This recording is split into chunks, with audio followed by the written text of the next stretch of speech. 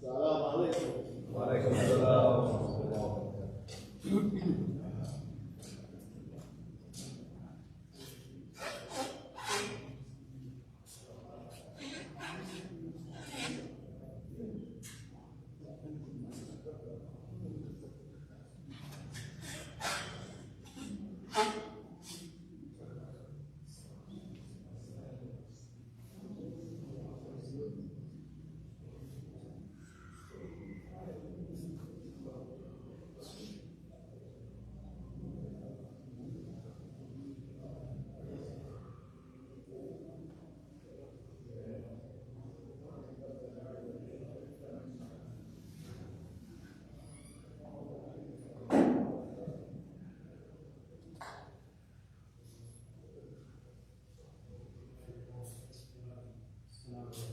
وعليكم السلام ورحمة الله.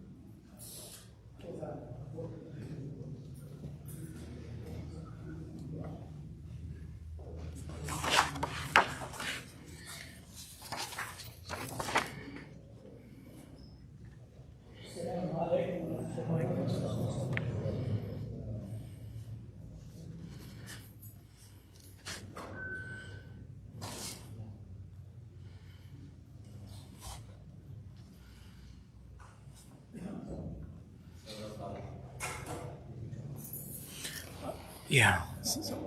Brother Ali. Is he Imam?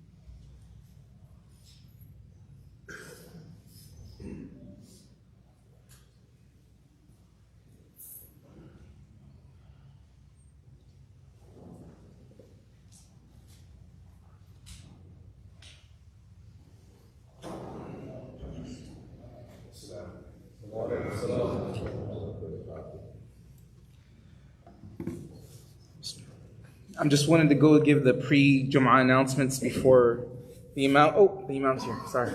I want to do it a minute before he starts.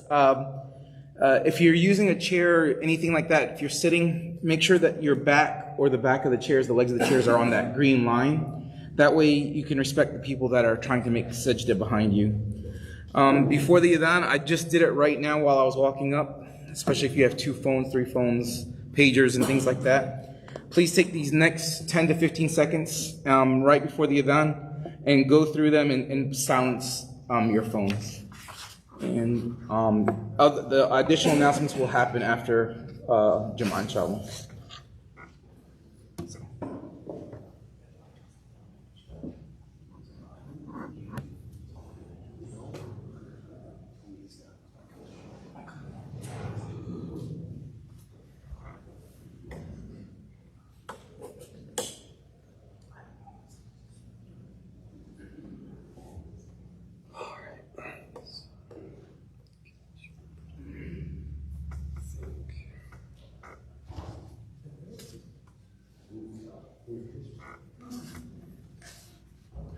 السلام عليكم ورحمة الله وبركاته.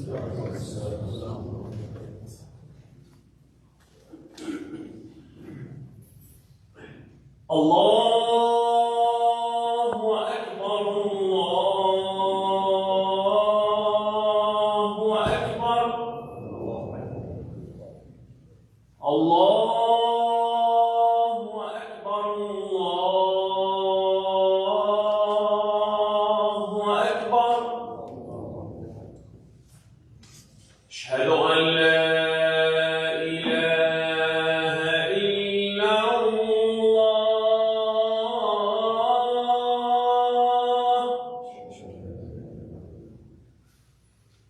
أشهد أن لا إله إلا الله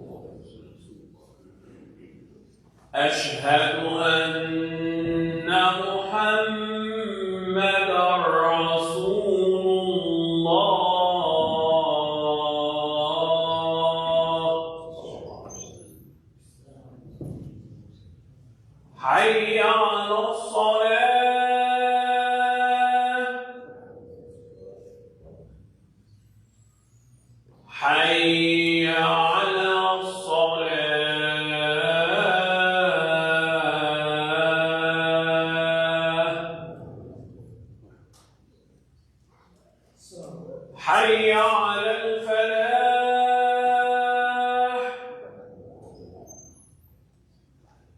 حي على الفلاح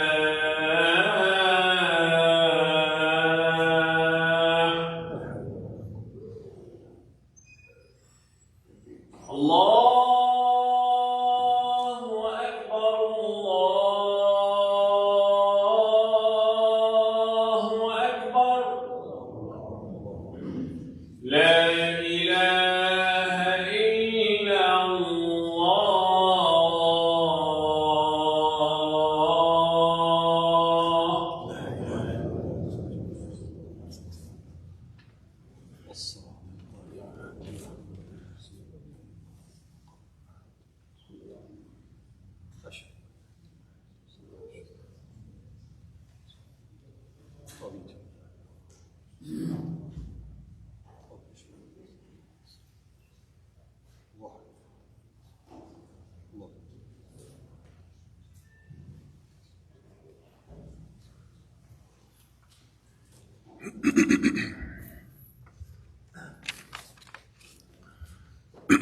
إن الحمد لله نحمده ونستعينه ونستغفره ونعوذ بالله من شرور أنفسنا ومن سيئات أعمالنا من يهده الله فلا مضل له ومن يضلل فلا هادي له وأشهد أن لا إله إلا الله وحده لا شريك له وأشهد أن سيدنا ونبينا محمدًا عبده ورسوله أرسله الله تعالى بالهدى ودين الحق ليظهره على الدين كله وكفى بالله شهيدا فصلوات الله وسلامه عليه وعلى آله وأصحابه ومن استنى بسنته واهتدى بهديه إلى يوم الدين يا أيها الذين آمنوا اتقوا الله حق تقاته ولا تموتن إلا وأنتم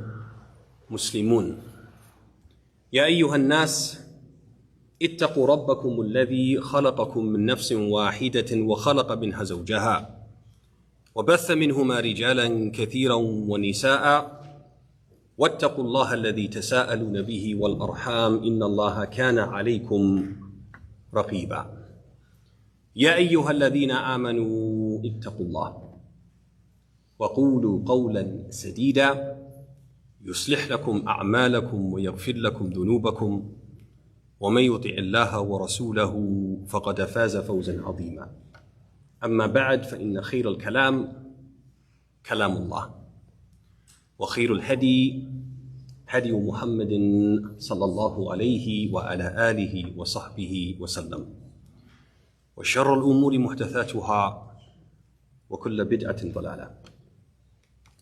My dear respected brothers and sisters in Al-Islam, as always we begin by humbly requesting that you move forward, fill in any gaps in front of you and beside you, thereby making room for your brothers and sisters who will come late.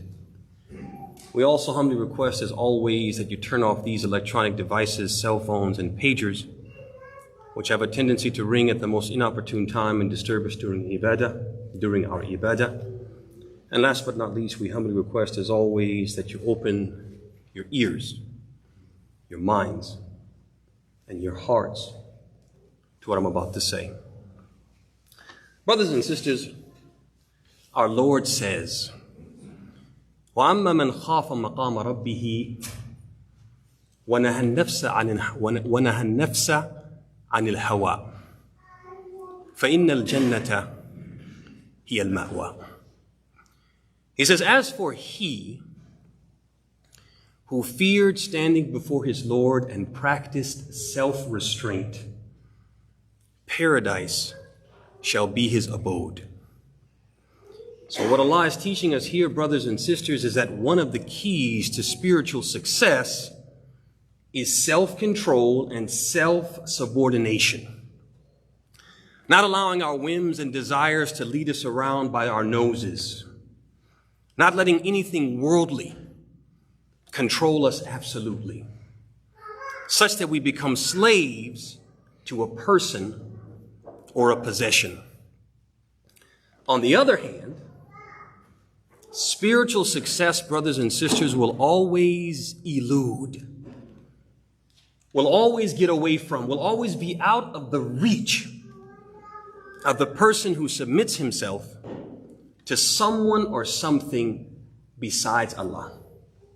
Allah says, أَفَرَأَيْتَ مَنِ اتَّخَذَ إِلَهَهُ هَوَاهُ وَأَضَلَّهُ اللَّهُ عَلَى عِلْمٍ وَخَتَمَ عَلَى سَمْعِهِ وَقَلْبِهِ وَجَعَلَ عَلَى بَصْرِهِ غِشَاوَةً فَمَنْ يَهْدِيهِ مِنْ بَعْدِ اللَّهِ أَفَلَا تَذَكَّرُونَ. Have you considered the case of the one who has taken his desires as his God, and consequently Allah causes him to stray, seals his hearing and heart, and veils his sight? Who can possibly guide such a person after Allah has deprived him of guidance? Will you not then reflect?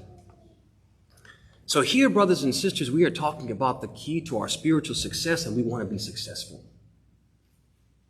So we need to know what will make us successful, self-control. We also need to know what will undermine that key to success, and therefore undermine our spiritual success. And one of the things, brothers and sisters, these days that undermines our self-control and exercises more control over us than any other thing is electronics, particularly smartphones. Our phones, brothers and sisters, and staying connected to whatever through our phones has become the number one priority for many of us. More of a priority, a greater priority than fulfilling our religious responsibilities.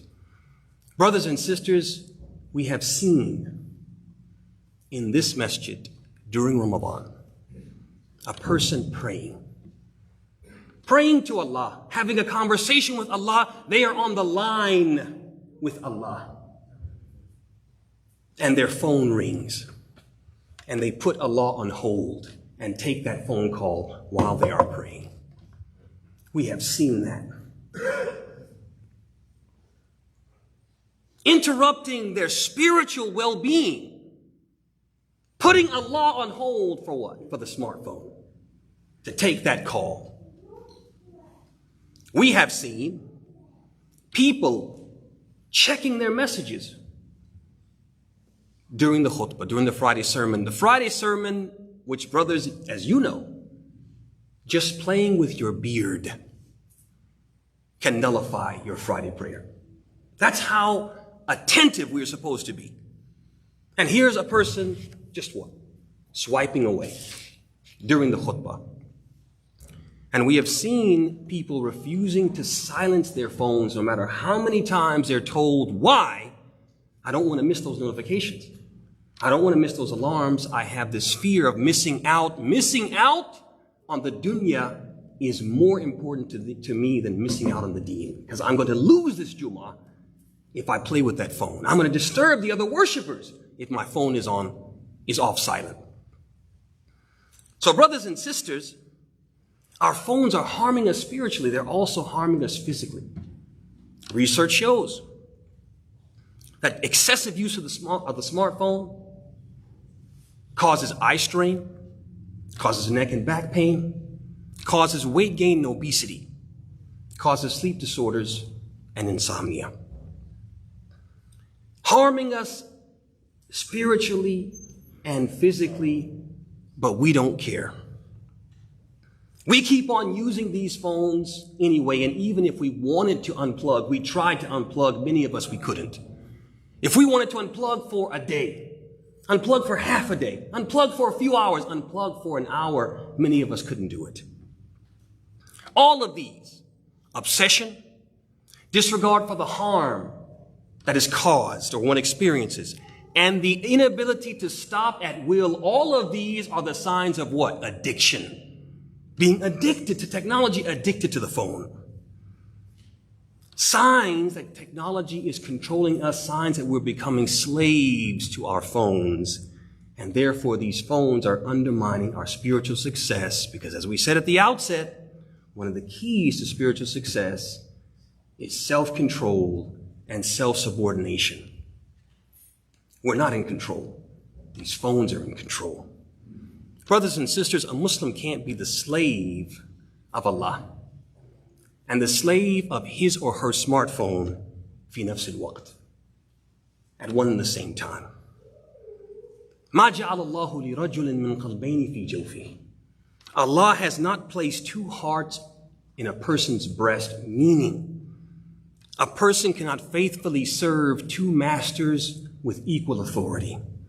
One of them is going to take precedence. One of them is going to take the lead. One of them is going to be the real God. And the other one's going to be a secondary God. And if that real God for us is the smartphone, we are in trouble. Because our beloved Prophet sallallahu alaihi wasallam, mustajab ad-du'a, the one whose prayer is accepted, he made dua against the people who let something worldly become their God. Come between them and their God. Become a priority over their God. Ta'is abdul dinar. Ta'is abdul dirham. Ta'is abdul khamisa. Ta'is wa antakas.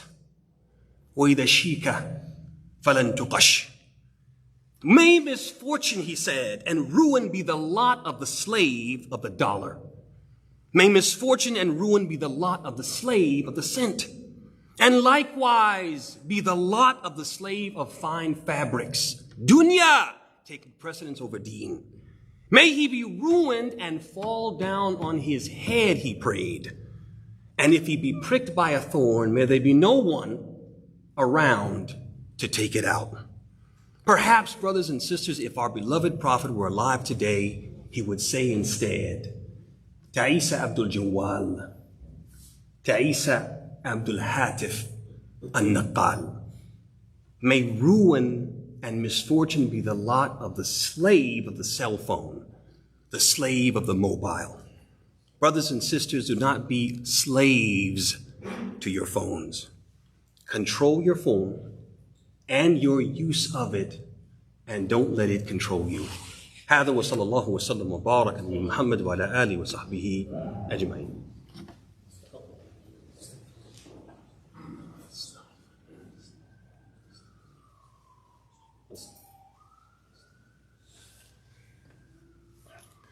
الحمد لله رب العالمين وصلى الله وسلم وبارك على نبينا محمد وعلى آله وصحبه أجمعين.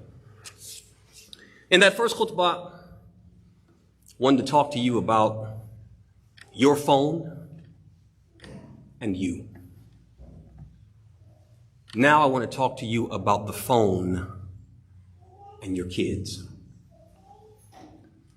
Brothers and sisters, if the smartphone can affect you, an adult, in this way, how much more can it affect your kids? Brothers and sisters, teenagers nowadays, and not just teenagers, even younger than teenagers, they average about 9 hours of screen time per day. 9 hours of screen time, listen to that. We can't shut it off. We just can't shut it off. Fear of missing out. We're told, the pre-Jumu'ah announcements, please shut off your phone. Then the Imam comes, humbly request, if you could please shut off these phones. But some people make a conscious decision, I'm not turning it off, man. Somebody might give me a like. We can't turn it off. Slaves to the phone. Ta'is Abdul Dinar, Ta'is Abdul Dirham, Ta'is Abdul Jawal. Tayyib, back to the khutbah. I digress. Teens nowadays, not just teens, younger than teens, average about 9 hours a day of leisure, entertainment screen time. This is in addition to the time they spend on those laptops that the school gives them, doing their schoolwork, doing their homework, or when they go to some place that they work in the community and they work on screens, work. That's a lot of screen time. 9+ hours on a screen. On a smartphone, on a tablet, on a laptop. Scientists, psychiatrists, and physicians, healthcare professionals, they're trying to figure out, they have not yet fully understood the effects of screen time on young people. But what they do know, brothers and sisters, is that there is a direct correlation between excessive smartphone use, screen time,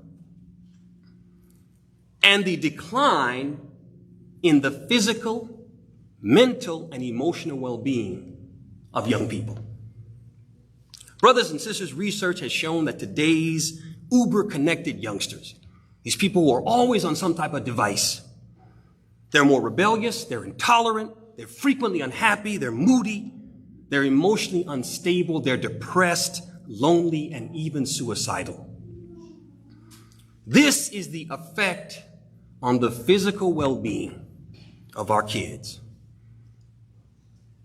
None of us would willingly give our child poison, but we do. Every time they scream, every time they holler, young kids, 3, 4 years old, what do? We shove a screen in their face. We're raising them to be attached to the screen and to pacify themselves with the screen. Not be able to live without the screen, and we're giving them poison, feeding them poison. It's hurting them. It's making them people who can't communicate, can't have a meaningful conversation. That's not healthy. And this is what we're doing to our kids. But that's not all. Technology is also undermining their intellects. It's making our kids dumber. Studies show that the kids who use screens less, they do better on cognitive tests. The more screen time they do, the more watching of TV and surfing the net,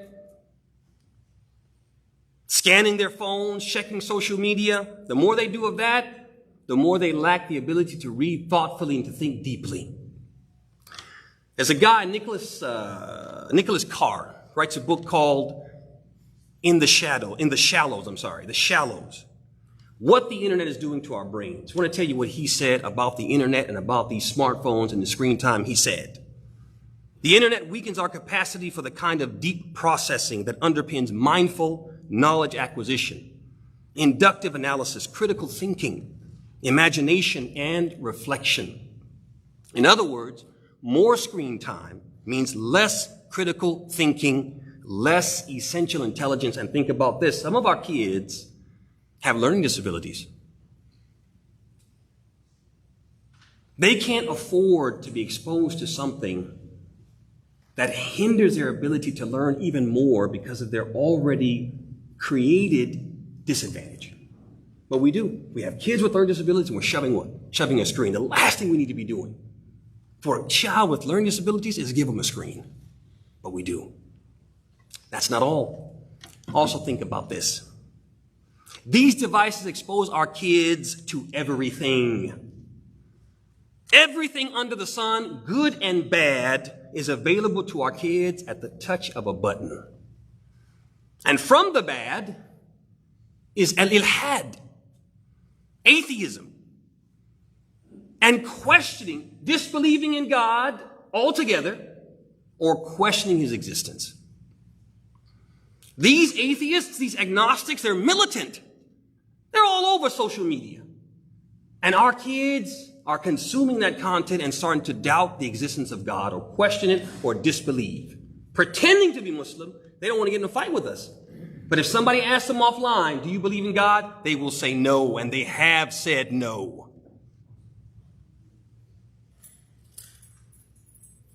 In addition to ilhad, you've got these extremist groups radicalizing young people, making them believe all these extreme things about jihad and khilafah. That's happening. It's happening to young people from Western countries, impressionable young people. You guys have seen it. They're being exposed to that because it's on there. It's everywhere. It's ubiquitous. They're being exposed to these corrupt, immoral ideologies. Gender is a social construct. You might be a woman in a man's body. You might be a man in a woman's body. What is a woman? They're being exposed to that. and questioning their own gender identities, questioning who they are. Are they really a man? Are they really a woman? What is a man? What is a woman? Brothers and sisters, should a person whose mind is not fully developed be exposed to everything? And if they are, what kind of harm, what kind of damage to their beliefs and behavior is likely to come as a consequence of that exposure? Are we thinking about that? The Prophet ﷺ said, we are shepherds. We are responsible for these kids spiritually and physically. Are we doing our job? If we're letting them interact with the technology in a way that is making them physically ill, dumb, and physically unwell. Spiritually ill, physically unwell, and less intelligent. Doubting their faith, disinterested in their faith, or outright disbelieving in Islam. Waliyadu billah. All right, Imam, you've scared us enough. You've talked about the problem enough. What do we do? Don't come here and tell us all the bad, give us the problem, and then sit down and not give us a solution. What do we do? I tell you what we shouldn't do. Don't yell at them. Don't threaten them. Don't beat them. That is not the solution. And this is what we do. We get frustrated with our kids. We see that something's wrong. And we get in this heightened emotional state. And this is what we do. We yell, we threaten, and we beat. Don't do that. That's not going to help. These kids are addicted to technology, and an addict does not respond to being yelled at, to being beaten, or to being threatened. And an addict needs help. We've got to help our kids. Also, if you do that, you yell at them, you beat them, and you threaten them, they're going to hate you. And they're probably going to hate Islam. You don't want that. So you've got to calm down, and you've got to respond in a way which is constructive. How do we do that? I hope we'll have a very lively discussion about this, in-depth discussion this evening during the Study the Sermon segment. Inshallah, that will be back. We'll be here tonight after Maghrib, and we're going to talk about this. There's a little video we're going to watch, and then we're going to talk about this, some of the things we can do, some of the strategies. I'm going to give you two in the khutbah. First one is we've got to set a better example. We've got to set a better example. We've got to stop talking to our kids about getting off the screen, and all we do is what? We're on the screen. Tell them, take a break from the screen, and we're at the dinner table, scrolling. They're coming to us asking us, hey, are you going to be taking me to my soccer game tomorrow? And we're like, what? What are you saying? Huh? Talk slower. I'm trying to. We can't divorce ourselves, disconnect from the screen, but we're telling them disconnect from the screen. We've got to set an example. We've got to be able to put down our own phones. We've got to get control of our own phones and control of our own lives. Take our lives back from the phone. أَتَأْمُرُونَ النَّاسَ بِالْبِرِّ وَتَنْسَوْنَ أَنفُسَكُمْ وَأَنْتُمْ تَتْلُونَ الْكِتَابَ أَفَلَا تَعْقِلُونَ? Do you ask the people to do something that you don't do? Do you preach what you don't practice? وَأَنْتُمْ تَتْلُونَ الْكِتَابَ, when you read the book and you know better, you know that's not a winning strategy. أَفَلَا تَعْقِلُونَ? Don't you have sense? Want your kids to listen to you, they're going to listen to what you do more than they listen to what you say. Have time where you put the phone away. And then you'll be able to tell them, put your phone away. I do it. You'll be able to say that. And it'll make what you're saying more convincing. Set a better example. Second thing, when you tell them put the phone down, the first thing they're going to say is, oh, there's nothing to do. There's nothing to do. They think that the world begins and ends with the phone. You got to teach them that that's not the case. You got to give them alternatives. We've got to give the kids alternatives to the phone. Get some board games, man. Sit down with your kids and play some board games with them. No phone. From this time to this time, we're going to play games, man. Do something outdoors with your kids. Go get those bikes out of the garage so you got clothes hung on. Get those bikes out of the garage and go bike riding with them. Go hiking with them. Just walk around the neighborhood with them. Get outside. Read and reflect with your kids. We're telling our kids, go read Quran. It's time to read Quran. You see what time it is? It's time to go read Quran. Go read Quran. No, don't send them off somewhere else to tell them to read Quran. Sit down and read Quran with them. We're going to memorize an ayah today, me and you. Then we're going to reflect on its meaning. What does this mean? What do you think it means? What do you think Allah is saying here? How do we live this ayah? Do that with your kids. Even the small ones, you can do it. Say to yourself, I'm not really good with Quran. I'm going to mess them up. My Quran is so bad, I'm going to make them bad. Take out the seerah and read the seerah. Read a paragraph. Half a page. What do you think this means? What is this telling us? What the Prophet happened? What happened to the Prophet? Tell me in your own words what we just read. Read and reflect with your kids. Arts and crafts. Man, go get a Lego set and put that thing together with your kids. Oh, my kids are too old. They won't play with it. No, they got challenging ones for adults. Put that together with your kids.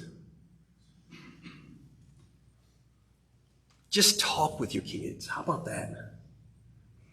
Who are you? I want to get to know you.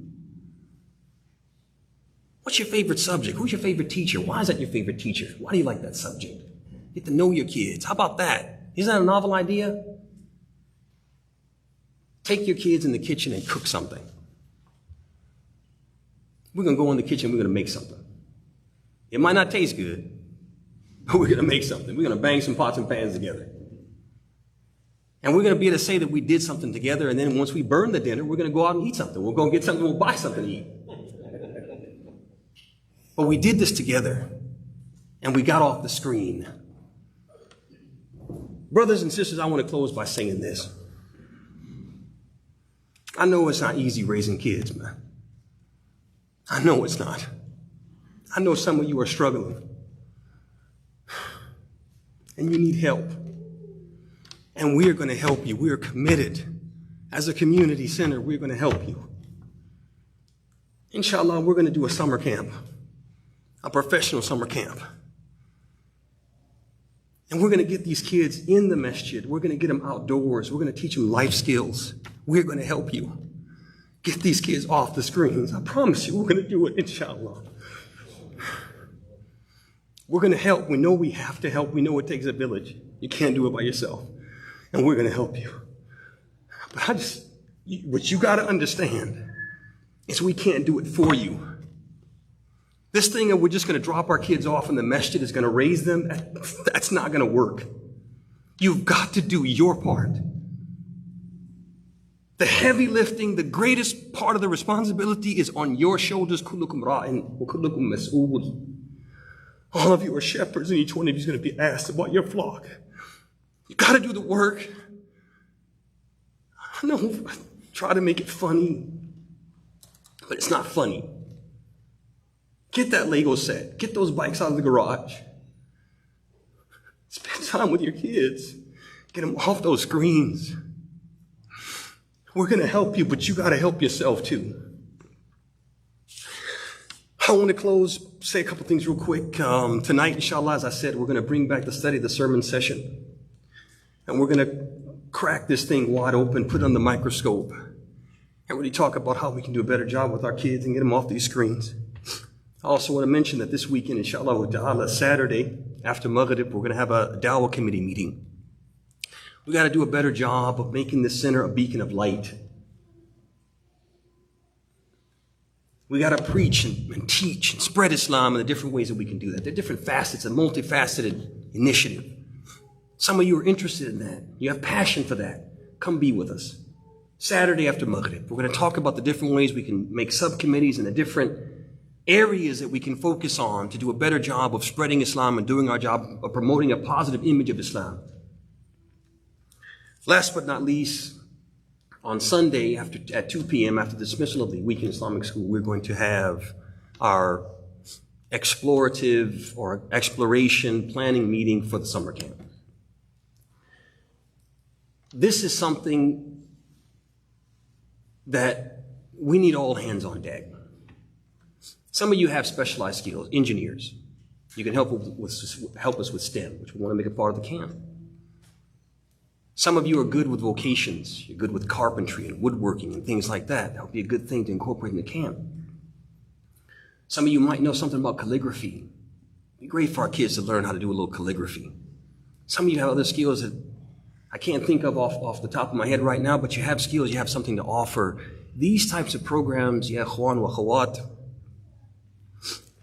usually money isn't the issue. It's not the financial resources. We can get the money to make it happen. It's the human resources. You don't have to contribute 6, 7 hours a day, 4 days a week. That's not what we're asking for. You might come an hour and teach something that you know, share something with the kids that you know.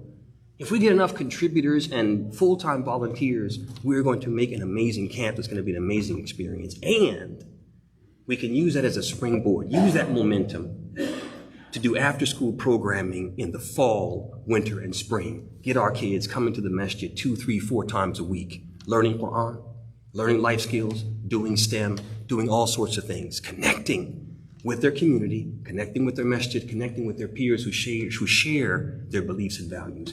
We can do that. But we have to do it together. If you can make it 2 p.m. on Sunday, please be there. Please be there. Help us do this camp for our kids. هذا وصلى الله وسلم وبارك بمحمد وعلى آله وصحبه أجمعين وقوموا إلى صلاتكم.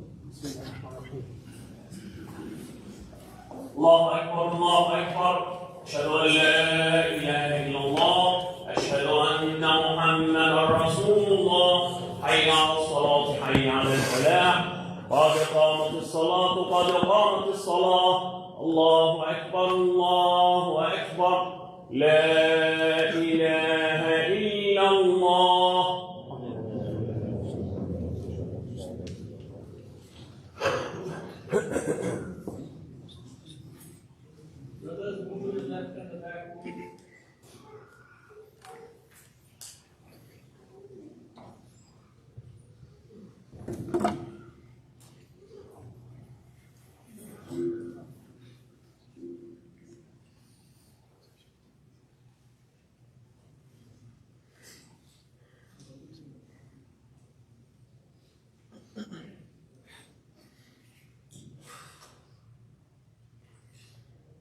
الله أكبر.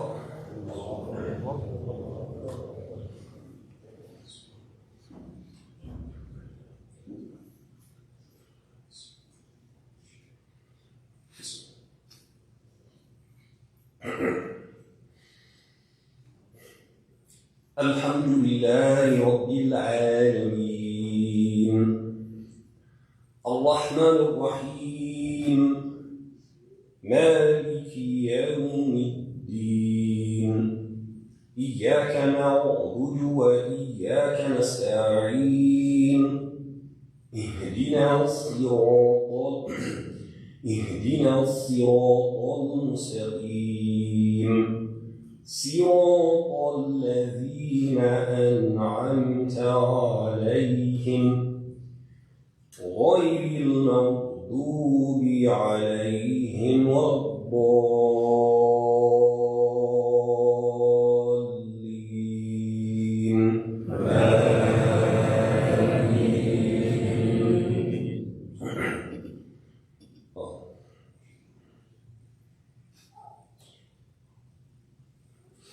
إنا أعطيناك الكوثر فصل لربك وانحر إن شانئك هو الأبتر. الله أكبر.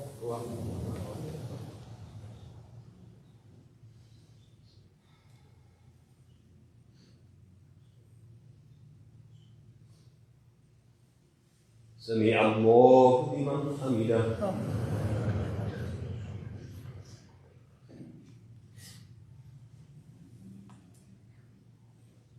الله أكبر.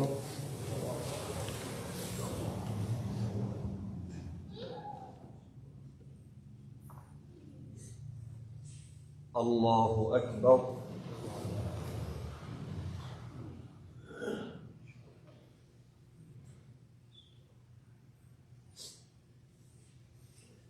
الله أكبر.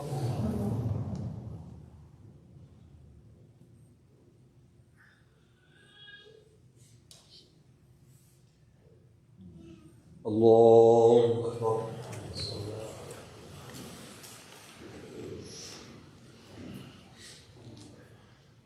الحمد لله رب العالمين الرحمن الرحيم مالك يوم الدين إياك نعبد وإياك نستعين اهدنا الصراط المستقيم صراط الذين أنعمت عليهم غير المغضوب عليهم ولا الضالين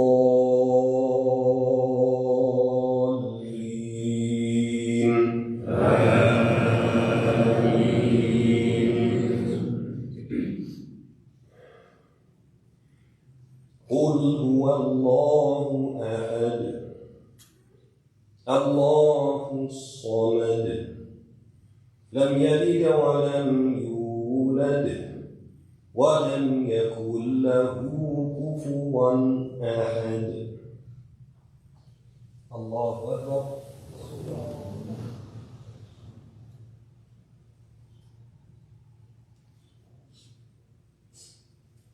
سمع الله لمن حمده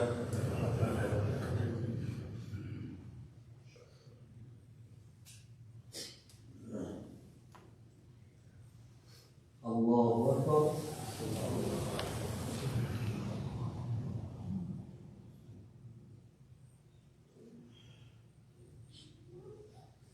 الله أكبر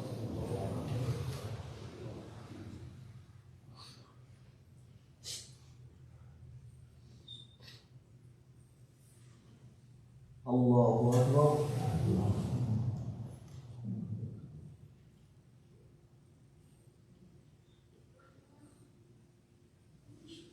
الله أكبر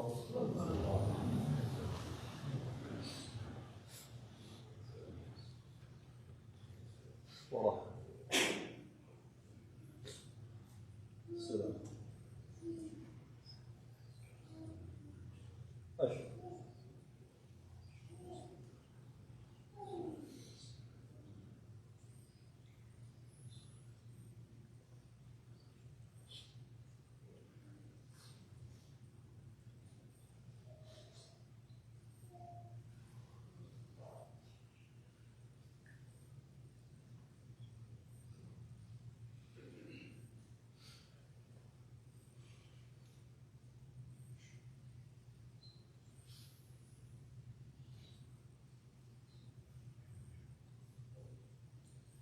السلام عليكم ورحمة الله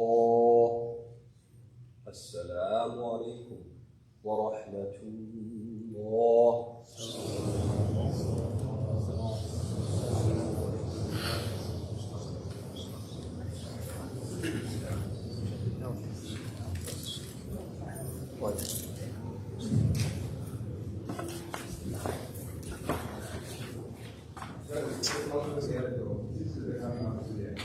Just quick announcements. There's a lunch was provided today from the Al-Ansari. It's for a $5 donation. It's from America's Best Wings.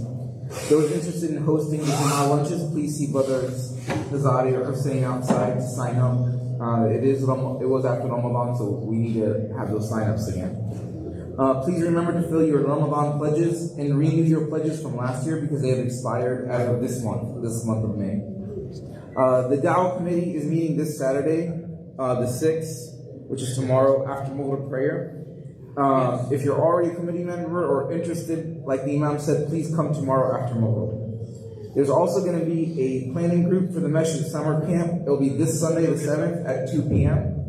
If you're interested in being part of this program, please meet us here at 2 p.m. And like the Imam said, if this is people that have some interests like woodworking and things like that. Not only that, but other things. We are resuming the studying the sermon, which is in depth to the Jum'ah topic, which is about the phone use and how to and taking care of our kids from this addiction. So we'll continue the more in-depth lecture of the sermon tonight after Maghrib prayer. One final announcement: there was a brother from Brooklyn. His name is Brother Ali. He passed away yesterday. May Allah forgive him for all his sins, and may he enter Jannah with ease, inshallah.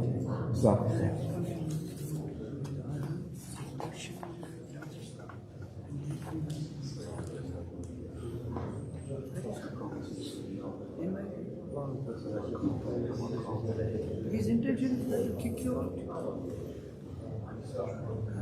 You don't know. We have this.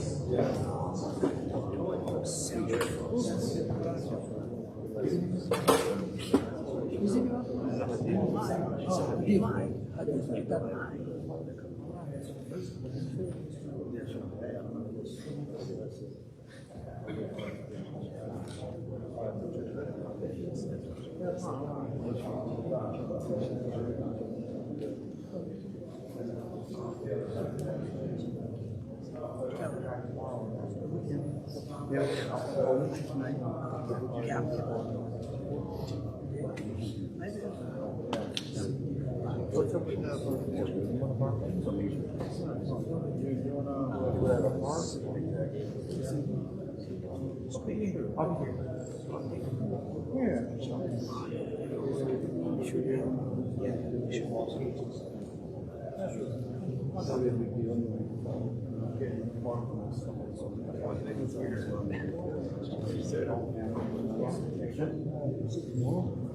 When do you want to come?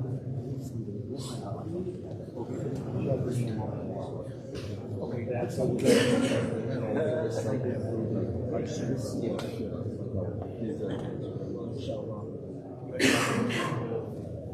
yeah, I like that. We can back here. Sometimes. Okay, I don't want to hold you. No, I'm not. Sometimes it gets 20 or 30.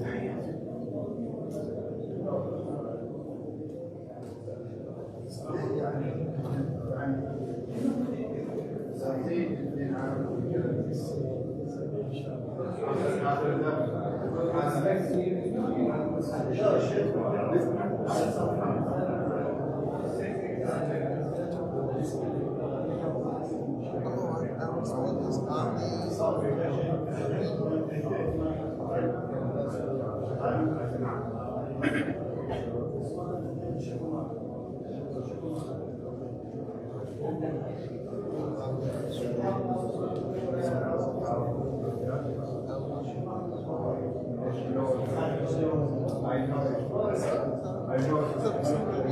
know it's